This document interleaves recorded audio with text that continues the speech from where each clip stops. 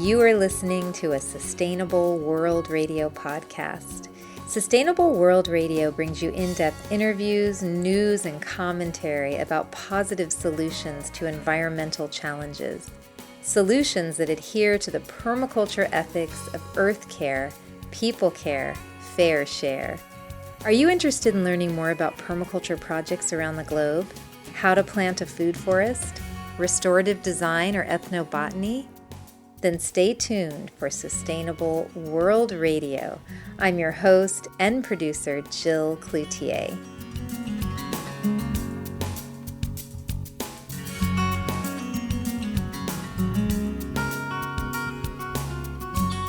My guests today are Delia, Carroll, and Rachel Kaplan, co-founders of the 13 Moon CoLab. The 13 Moon CoLab is a dynamic team of women artists, community builders, plant lovers, permaculture designers, and mothers who came together to evolve the paradigm of permaculture. Their goal is to include the territory of the self in design practice. Rachel Kaplan is an eco-somatic therapist, writer, teacher, permaculture designer, activist, and mother. She is the author of the book Urban Homesteading. Delia Carroll is a hardy pioneer species deeply rooted in the soil of Bay Area counterculture. In her own words, Delia is, quote, a devoted plant mistress, a high-quality organizer, and agent for regenerative social systems. Welcome to the program, Delia and Rachel. Thank you, Jill. Thanks so much, Jill. It's wonderful to talk to you today. It is so great to have both of you here today. We have a lot to talk about, so let's get started. I'd like to begin our conversation with, what is your definition of permaculture? Delia, do you want to start? Well, that's a tough one because you tend to get really wordy. These days, I really feel that permaculture, in a profound way, is the roadmap home to a world that is regenerative. Oh, I like that. And Rachel, what about you? I think of permaculture as a system of ethics and principles that, like Delia says, gives us a roadmap to help us learn how to live more responsibly and interconnectedly and regeneratively with the earth and all of her inhabitants. And yeah, for me, some of the real value is in having an ethical and practical list of instructions how to proceed. You have a course that's coming up, and we'll be talking more in depth about your upcoming PDC. But your course does include somatic skills, community, arts, and placemaking and ceremony. Can you tell us, maybe Rachel, you can talk about this, how are permaculture design and somatics related, and why did you include these extra topics in your course? Let me just first define somatics so that for people who don't know, somatics is the study of the living body in all of its wholeness. So when we think about it in terms of people, we think about the mind and the body and the spirit moving together and giving us information and a grounding for our lives. So it's a very holistic approach to the person. So in the way that permaculture is also a very holistic approach to how we live on the earth, it's very much about rebuilding and healing all of our relations. Somatics is very similar, although it works on the inner landscape and in the landscape of our human relationships, not just in the realm of the outer landscape, the earth, the soil, the sun, which is what permaculture tends to work with, which is the elements of the natural world. So we really saw it as a way, as like two great tastes that go great together, kind of two methods of inquiry that are really in some ways doing the same thing, learning how to encounter damaged landscapes and to repair them. So we all have those inside of us, just as we all live in landscapes that need our loving, tending care.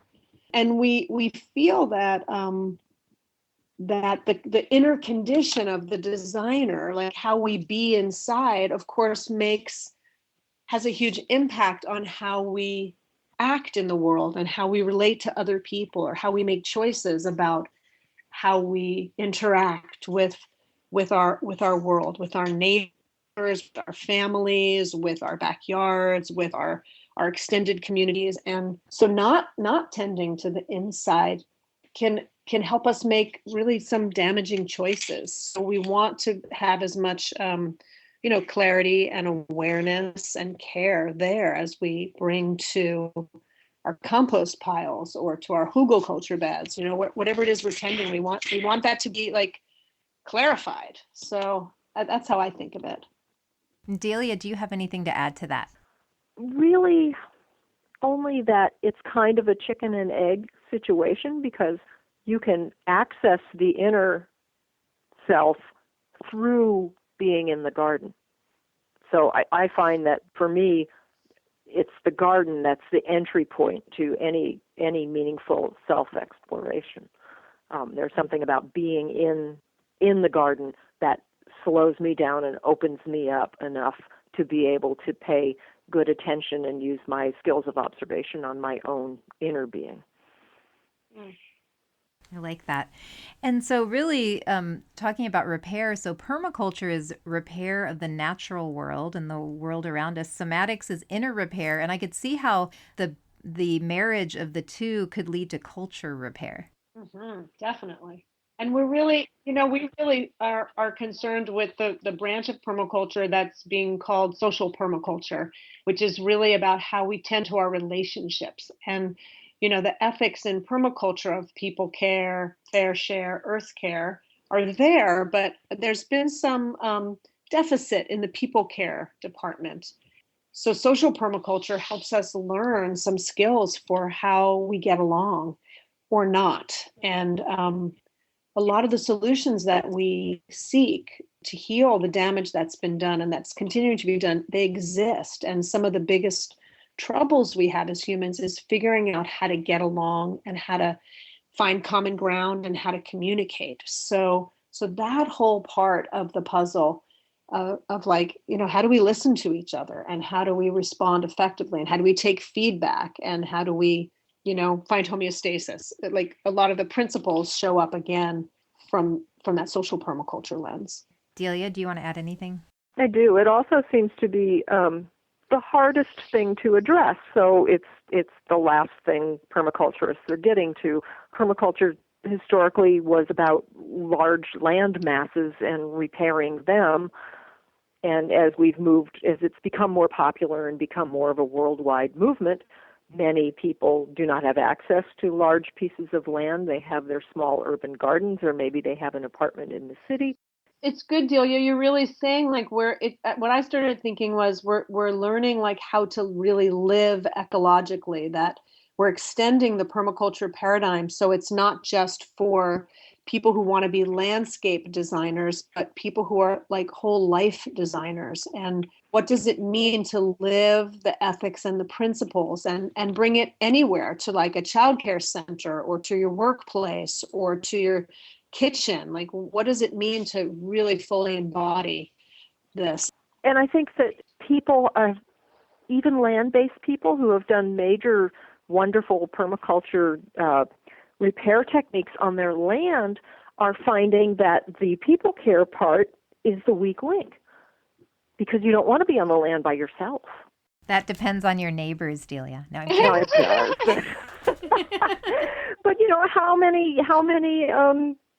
how many well-meaning permaculture sites have fallen by the wayside because the people involved can't get along? Many. Well, I think 90% of community, 90% of communities fail, right, because of the social aspect. Right, because it's the hardest task. I always say it's easier to grow carrots than it is to get along with your neighbor, and it's really not that easy to get carrots to sprout here in California. So it's hard for us to get along. It's hard. In my PDC, the biggest challenge for me was the group work. And it was just so many issues came up, and it was oh, that person doesn't do enough work, and that person's controlling, and this and that. And we spoke to our teacher about it, and he's like, yep, here's the challenge right here. How are you going to work with it? Right. That's right. And I find that it always comes up in the group work. And an important reason why we wanted to bring in the inner piece is so much of working with others is about knowing your own limitations and where you're coming from and knowing how to self-govern. Right. I always say to my kids when they're going on about something, how is what you're doing helping the situation? So there's a real talent that takes a long time to develop in understanding how to get your ego out of the way, how to look at what's needed in the moment and understand if you're the right person to provide that. It's really what you're talking about is that how do we truly observe and interact from the inside out instead of just watching the landscape that we can see. It's also those invisible structures that affect everything we do. So we take that inside, like what does that mean to observe and interact our own selves? It's much easier to watch the landscape. Or lay blame. Or judge other people in a group, right? Exactly. Or blame people or not be accountable. I can read your landscape, but not mine. Let me read your landscape. That would be a great line. Okay. So for people who are unfamiliar with permaculture, there are zones in permaculture. And can one of you explain what those are and then talk about the interpersonal zone? Which zone is that?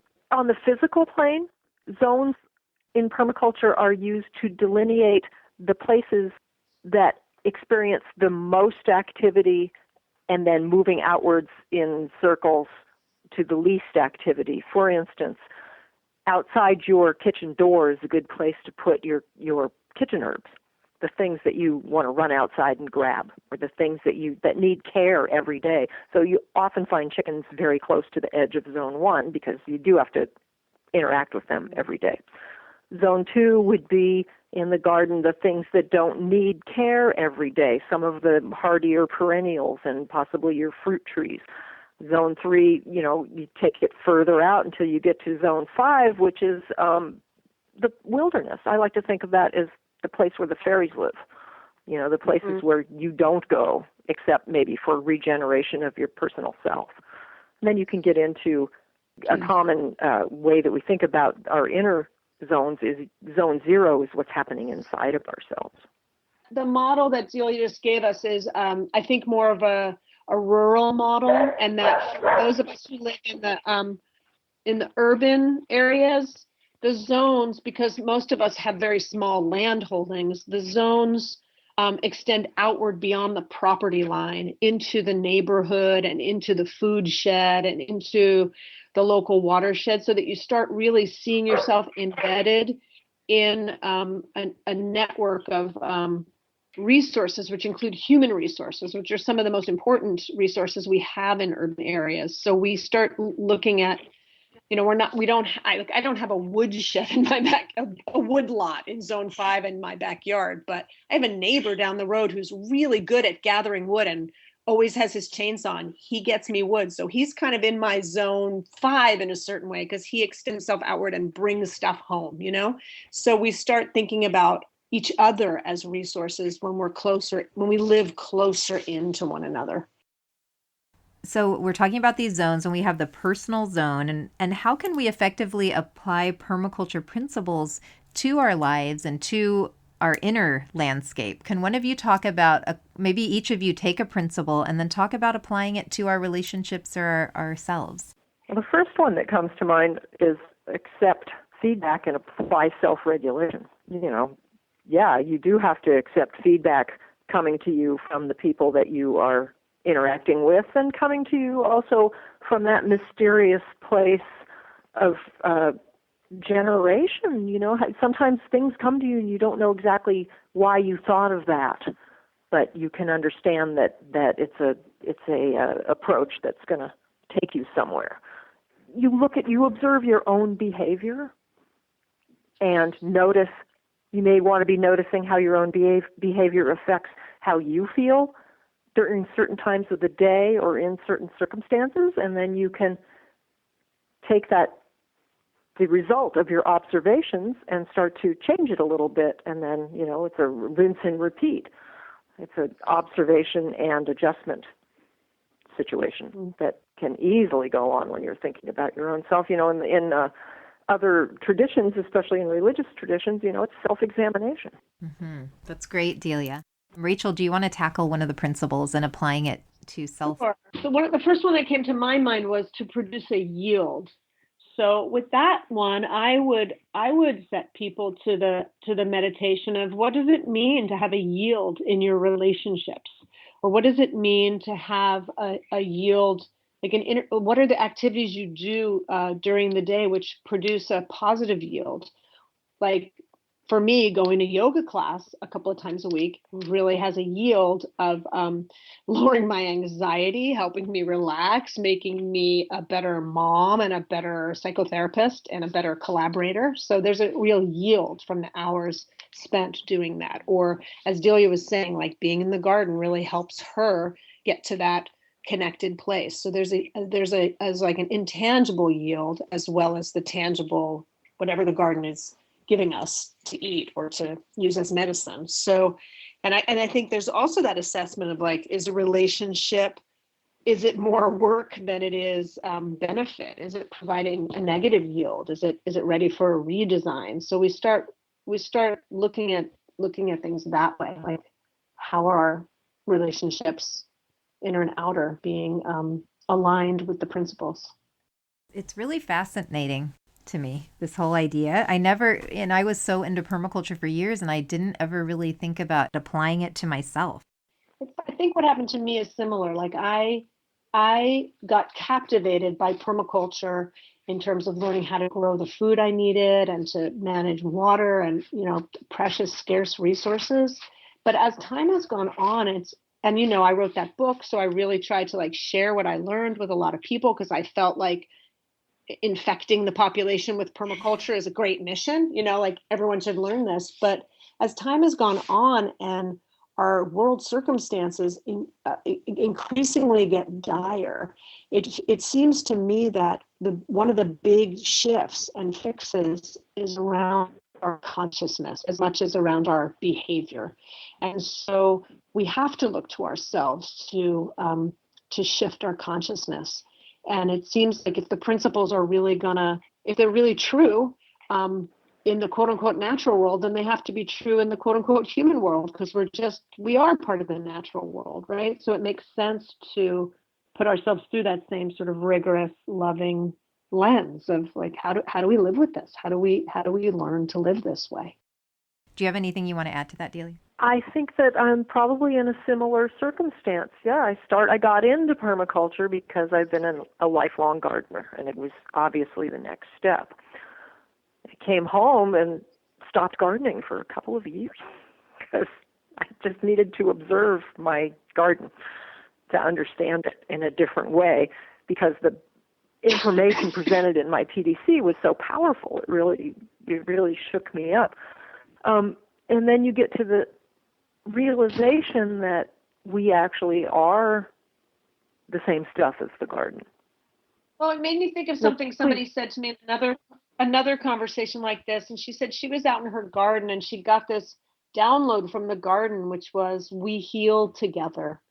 So it's never just like we heal the earth and we don't heal us, or we heal ourselves and we don't heal the earth. It's if we really believe and experience the interconnected nature of things, which is profoundly, I think, what permaculture is about, then stands to reason that it's going both ways all the time, That's right. I think that permaculture, the ethics and the principles are very common sense, and the ethics are very universal, and they are a non-loaded, non-denominational map, again, to a numinous experience, to that realization that we really are one thing.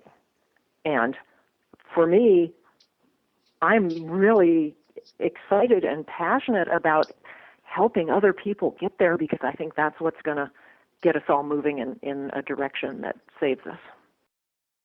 I was just thinking, as we talk, it sort of made me think like this. So that's why we include ceremony, and that's why we include song, and that's why we include, community building, and because they're all part of the same, as you said, culture repair, right? That's why placemaking is part of it, and so And we've gotten some kickback from some permaculturists who are like, no, permaculture is not this like new age spiritual goddess worshiping thing. This is like a land design thing that we're doing. And it it seems it's in a way we're not trying to be provocative. Like, we really believe in what we're doing, and it feels so right to the four of us who founded the CoLab that these things really are all connected. And I don't think it's really an accident that we're four women and we're four mothers whose investment in the future is very profound through the lives of our children. And maybe I don't know, I'm just talking now, I'm not sure what the point is, but it's like we are definitely trying to stretch and bring permaculture to lots of different places where maybe it hasn't gone before. Permaculture, it hasn't gone before, because it seems so relevant to the changes that the world is really calling for on so many different levels, on just so many different levels. So it's like a vehicle for us to help be part of catalyzing transformation at whatever level it can happen. So it's sort of like a by any means necessary moment, right? For people, like, we got to figure this out. We have to move forward. I'd like to add something. I think that the fact that there's four of us, Cassandra Ferrara, Kyra Arbuck, Rachel, and myself, and we are all mothers, we're all artists, we're all business women, you know, we're plant enthusiasts, we have many commonalities, and I think we all believe, Rachel, correct me if I'm wrong, that collectively we amplify our message such that it becomes a bigger attractant to more and more people. And that's what we're after, is getting more people on board with a permaculture presence and being permaculture people and creating permaculture places. Thanks, Delia. And that's one of the things that struck me about your course when I was reading about it, was that you really say it's the focus is, quote, growing permaculture people and places. And I just think that really struck me as something different than my PDC and some of the other courses I've taken. Now, that was one of my questions, actually. And Rachel, you mentioned this about what feedback, or what's your response when people say, no, the PDC should be straight with the designer's manual and that's it? What do you say when people say that, or do you just say nothing? Well, we did not directly respond to some people who wrote some things about what permaculture should be. We noticed that we were getting a little blowback, but you know, it was interesting. The first year that we taught, I particularly had this surprising sense of fidelity to the 72-hour permaculture design course. I was like, but we have to teach this, and we have to teach that, and we can't forget this, and we can't forget that. And in some ways, we almost stuck to this. It was like we really did teach that 72-hour design course with a lot of things kind of wrapped around it, or a way that we sort of I don't know how to say this, sort of like the energy of the course kept making an opportunity for people to connect in a different way, to relate to each other in a different way that was certainly not in my PDC. But our hope this year is to really have more fidelity to the bigger vision of the inside out part, and really learn more and teach more about what does it mean to be a permaculture person who can then design a permaculture place and connect with other people through that. So, you know, we went back and forth. Like, we love and respect and honor permaculture. It's changed all of our lives. We're indebted to the teachings that we got from the people who go before us. And we're also sort of like, as our friend Pandora Thomas says, you know, we're building the bicycle while we're riding it. So we're learning, like, what does it mean to be a permaculture person? And I would add that the four of us are learning a lot through this process too. You know, it turns out that our biggest task, and I think our most important task, is constructing and holding this safe container for people to really experience the totality of what's going on in the world, and then start to look at their piece of it, where they can affect it, how they would like to approach it, how they can approach it together, all of those things. But for the four of us, it's about holding that space so that people can do that safely and successfully. Yeah.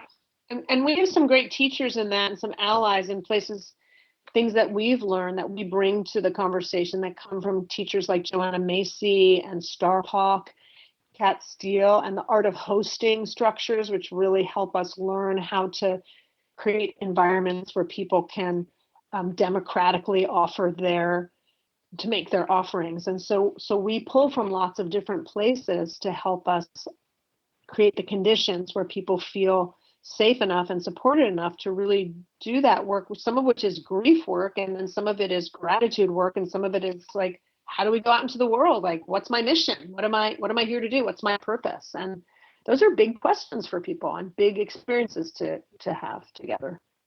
I want to talk more in depth in a few minutes about your upcoming design course, which is going to start, I believe, in March. And there's a lot of topics in the course. We'll find out how people can sign up. But before we go there, I just was struck by how with climate change, we really have to design for resiliency. Would you say, too, that it's a good idea to design our lives for resiliency? And do either of you have any tips for doing so? So what I want to say I agree with you.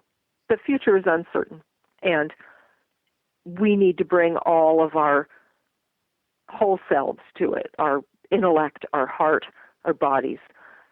And for me, that means intimately connecting with not only my garden, but my neighborhood. And the single most thing that I've been doing for the last 10 years that just helps me so much is I have dogs and I walk them every day, and it's become a very ritualized situation. I take the dogs on a walk. I check in with all of the trees that I know and all of the plants that I know when we go by, so I see them over time, and I notice the changes over time. I'm very aware when things are blooming early or when I'm not seeing bees, or, if the turkeys haven't been around we've flocks of turkeys in our neighborhood, So it's just that level of the consistency of noticing your environment every day helps me sink right into it and really feel myself to be a part of it and feel myself to be supported by it. And Delia, you and I have spoken about plants in previous conversations, and that was one question I had for you as a plant person. How has getting to know the plants in your neighborhood and in your life, how has that affected you and your life? Cultivating a relationship with those plants. It's given me a lot of faith. It's given me a big picture view of the world because plants are so much older than us, and they're so resilient, and they're so there, and I'm completely awestruck every year when new plants come into my yard that I didn't bring there. I can go out into my garden and see where new things are coming in, or where things that have been in the yard a while have moved on their own, and it makes me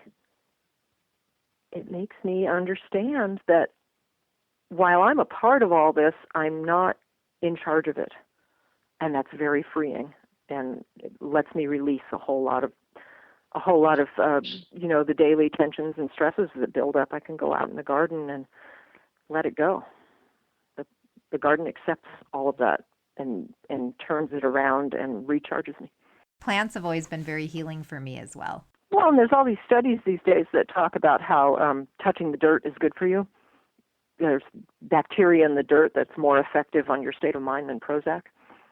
It's an antidepressant. Yep. It's cheaper without the side effects too. But Prozac has helped many people. Yeah. Better for everyone involved. Better for the plants. Better for the soil. Better for us. Anything else you either of you wants to add about resilience or interpersonal application of permaculture principles? So So for me, the concept of resilience is the place where psychology and ecology converge, because both of those fields of inquiry have this idea of resilience. And in psychology, we think about it as the ability to bounce back and to respond after a shock or threat or trauma. And in ecology, it's similar. Like what happens after a forest fire? What's the first species that comes back and recharges the environment and paves the way for more growth and something new to happen? And so in the way that like somatics and permaculture to me are mirror images, it's always a question of how do we rebuild relationships, and how do we I think that resiliency is in our relationships and in our capacity to reach out and to receive and to like Delia was saying, see ourselves a part of something. I think there's really a lot of ways to design for that. And some of it's on the personal level, like in your backyard or in your family. But more and more, I see it as being a community. It's a more secure if it's a community-wide endeavor. If there's relationships, not only with the trees and the plants in your neighborhood, but the people who share the ecosystem with you. So that's one way that I think about how permaculture teaches us how to relate to all beings and how to rebuild the web of relationships. So that's to me where resilience is just a really important practice that comes to us as we more and more understand and commit to the permaculture ethics, that we're connected that way. I just have one more thing to add about the subject of resiliency, which is, Rachel, you use the term the web, just figuring largely for me these days. And I tend to see every aspect of life is that it's all interconnected, it's all a big web. And when your system experiences a shock, I visualize the web as like a soft landing place. You know, it's connected and it's malleable. If you experience some big shock that makes you fall down, you fall into the web and it catches you and allows you to get your bearings and reconnect. That's a wonderful image. So your upcoming course is in Sebastopol, I believe, California, and it starts in March. Can you tell us a bit about, is this actually a 72-hour course? And I think it's a year long, and I think it might be a bit longer than 72 hours. Can you tell us about the upcoming course? So it is a 13-month course, 13 moons, and it's definitely more than 72 hours. It's more in the 100 and something hours. And we added, it's once a month on a Saturday, but there's 3 weekend gatherings, because we found last time that there just wasn't enough time for us to really create the kind of container that makes the relationships develop, that help us do that deeper personal piece that we want to include. So it's a great course for people who are working people or family people, because it's only a once a month commitment. It's not like the usual PDCs are 2 gonzo, packed weeks. And we also like the long termness of it, because we go through the seasons, we get to be in the same place for a year, we get to see things go from seed to stem, or root to shoot, so that we really can see how the natural world evolves over time. So that's that piece, is that it is 13 months, 1 Saturday a month. It's like a slow permaculture. Yeah, slow and small solutions, for sure. And I did a 4-season permaculture course, and I really valued being able to be in that place for a whole year, and to also have the year to integrate all the information. It was so transformative for me, and I actually couldn't imagine trying to incorporate all that information after 2 weeks. I think I would have lost a lot of it. So this gives people, it's like sinking and spreading and percolating, like we want water to do. It just sort of sinks in instead of like comes in a flood. No runoff. No runoff. By contrast, I did By contrast, I did the 2-week download, came home and didn't touch my garden for a year, largely because I needed that time to integrate what I'd learned. How many people usually sign up for this course, and is it open to men? I know it's taught by women, but can men sign up as well? So last year we had 33 people sign up, which was a bit too many. We had a little bit of an attrition. We're hoping to fill the course at about 25 people, which we think is a good size for a diversity of social relationships, not too many, not too few. And men are absolutely welcome, completely welcome. And if you don't identify as a man or a woman, you're also welcome. We invite people of any, all, or no gender. And our only commitment is that our leadership structure at this point is all women. So it's the 4 CoLab members and other awesome, dynamic permaculture women who we invite to come and share their excellence with us. So if someone is interested in signing up, how can they find you online, and how do they proceed to secure a spot in this course? Well, we have a website, which is 13 Moon Collaborative, all spelled out, .com. And on but it's that 13, website... It's the number 13, isn't it? Isn't it the number yes, 13? It is. Yeah. Sorry, number 13 Moon Collaborative. And there's lots of information there, including a complete description of the PDC with the dates. And from that description, you can link to a registration page and a PayPal page. And where is it being held? It's being held at the home of Kyra, who's one of our founding members. It's a small, evolving eco-village called Gaia Wise in Sebastopol. It's about, I think, is it 3 or 4 acres, and there's a number of houses and structures and people living there. So about 10 people. You don't camp, you just come for the day. That is a good question, Jill, because we now have these 2 weekend-long events. We're still in debate about probably, I would think, in the summer and the fall, there will be camping. We don't know if it will be raining in March, the first weekend. So it's kind of going to be open. People can come and go, or they can stay. So that's like a new edge for us, is having the kind of 48-hour teach instead of the 8-hour day. Like to be together for 2 days is really is a new edge for us. So we're sorting that out. and during the last session, as people got to know each other and became more comfortable with the place, we were finding that people came and camped the night before, so they didn't have to travel in the morning. So that, that's an option for people. Great. That's so great. And is there anything about the course, any stories you want to share from the previous course that you would think listeners would enjoy? One thing that came to mind was we did a day that was about the sharing economy and localism, and what does it mean to make local relationships that create a new kind of economy. And it was kind of towards the end of our training, so the relationships were pretty strong.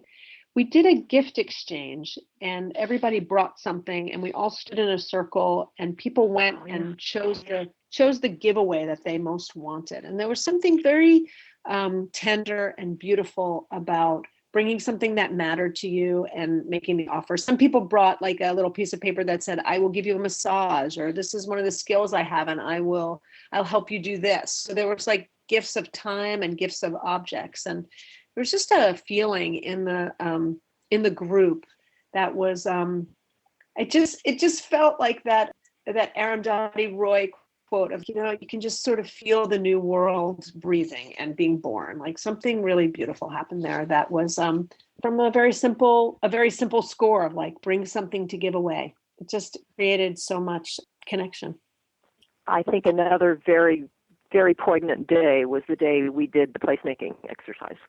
Yeah.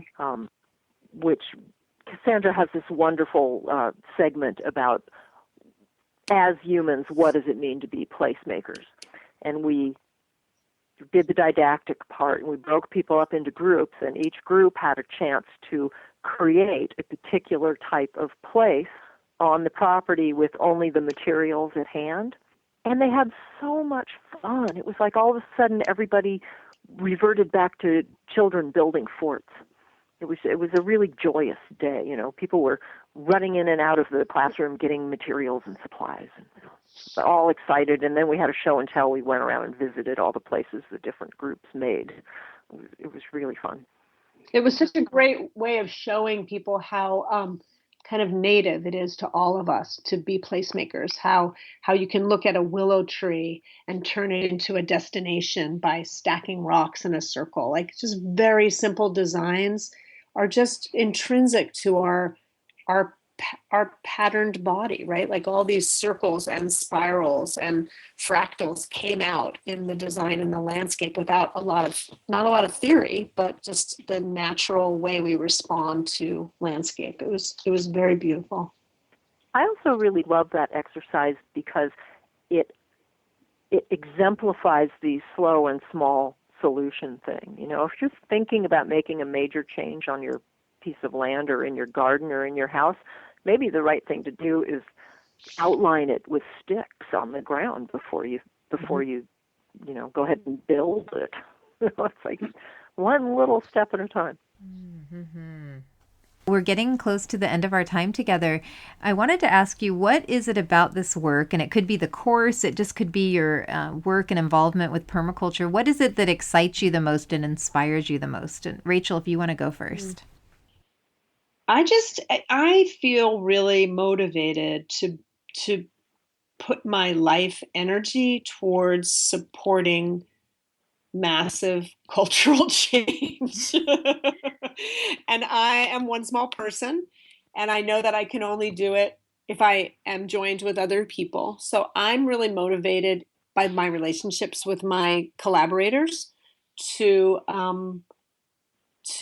do my part to help us all grow towards a future of possibility instead of a future of destruction. And so that is like deeply thrilling to me on so many levels: practical, spiritual, material, communal, like really on every level. I feel like that's what I want to give my life energy to. So the opportunity to take leadership there and share what I've learned that's so transformed my life and has made such a difference to me just is like, it's joy. It's just joyful. I have to second everything Rachel said. And then I want to add that for me, I so fell in love with the ethics and the principles as an art and a practice. And I really, really want to emphasize the amount of joy it brings me to place myself squarely in those ethics and aspire to stay there and use the principles to keep me there. And I want to help other people come to that place of realization that this is a system that works. It's a system that is joyful and hopeful, and we can actually enter into this together and make the world a better place. That was very well said and inspiring. Is there anything I didn't ask the two of you that you'd want to share with listeners today? We're really looking forward to the course. We're looking forward to meeting our students and to helping support another group come to their own place in this work. And we're really looking forward to it. And Delia, anything you want to add? Just a lot of gratitude to you, Jill, for all of the great work that you've done all this time. All the podcasts, I listen to them whenever they come out. And, you ask such great questions. And I just really am so grateful to you. And thank you for having us today. Oh, thank you so much. It's been a pleasure to speak with you. And I always learn something when I talk to the two of you. So today was no exception. So thank you very much. Thank you, Jill. Really appreciate you. You've been listening to a Sustainable World Radio podcast. You can find us online at sustainableworldradio.com and also on iTunes. For more information about permaculture and ecology, visit the Sustainable World Media YouTube channel, where you'll find videos about permaculture, aquaponics, organic gardening, rainwater harvesting, and much, much more. Sustainable World Radio is a listener-supported program. If you like what we do, please consider making a donation to the show. I'm your host and producer, Jill Cloutier, and thank you so much for listening.